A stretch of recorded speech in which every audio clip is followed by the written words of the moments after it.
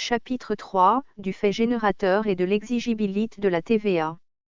Section 1R, du fait générateur. Article 24.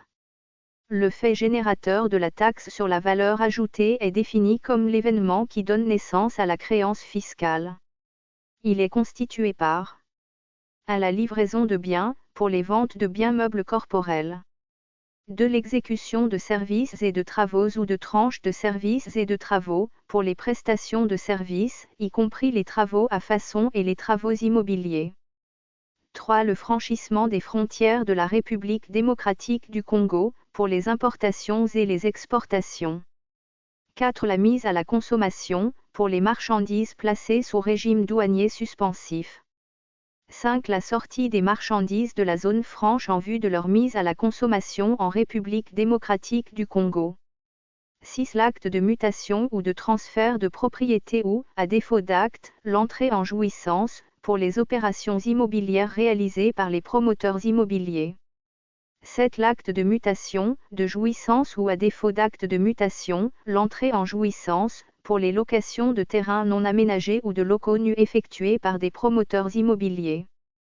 8. La première utilisation ou la première mise en service, pour les biens ou les prestations de services que les redevables se livrent à eux-mêmes. 9. L'expiration des périodes auxquelles se rapportent les décomptes et les encaissements, pour les livraisons de biens, les prestations de services et les travaux immobiliers donnant lieu à l'établissement de décomptes ou paiements successifs, à l'exception de celles portant sur des biens faisant l'objet d'une vente à tempérament, d'une location ou d'une location-vente. 10. L'encaissement du prix ou d'un acompte, pour les autres opérations imposables. Section 2, de l'exigibilité. Article 25. L'exigibilité de la taxe sur la valeur ajoutée est le droit dont disposent les services de l'administration des impôts de réclamer du redevable le paiement de la taxe à partir d'une date donnée. Elle intervient lors de la réalisation du fait générateur, pour les livraisons de biens, y compris les livraisons à soi-même. 2. Au moment de l'encaissement du prix, des acomptes ou avances, pour les prestations de services et les travaux immobiliers. 3. Au moment de l'enregistrement de la déclaration de mise à la consommation en République démocratique du Congo, pour les biens et marchandises importées directement, placées sous l'un des régimes suspensifs, sorties d'une zone franche. 4. À la date de l'échéance de l'effet, en cas d'escompte d'un effet de commerce.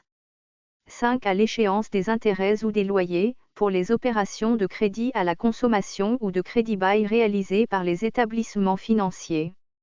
6. À la livraison de produits ou à l'occasion de perception du préfinancement s'il en existe, pour les opérations liées aux cultures pérennes. 7. À la date de mutation ou du transfert de propriété, pour les mutations de propriété d'immeubles. Toutefois, en ce qui concerne les locations-ventes effectuées dans le cadre de l'habitat social, les locations de terrains non aménagés et des locaux nus effectués par les promoteurs immobiliers, l'exigibilité intervient à la date de chaque échéance. Article 26. Sans préjudice des dispositions de l'article 25.2 ci-dessus, les entrepreneurs de travaux publics et de travaux immobiliers ainsi que les prestataires de services qui en font la demande et qui justifient de circonstances particulières, peuvent être autorisés à acquitter la taxe sur la valeur ajoutée d'après les débits sur décision du directeur général des impôts ou son délégué en province. Dans ce cas, l'exigibilité est constituée par l'inscription au débit du compte du client. L'autorisation demeure valable tant que le redevable n'a pas demandé, par écrit, de revenir au régime de droit commun dans les conditions fixées par voie réglementaire. Elle ne dispense pas le redevable de s'acquitter de la taxe sur la valeur ajoutée au moment de l'encaissement du prix ou de l'acompte si celui-ci intervient avant les débits. Source: Code des impôts.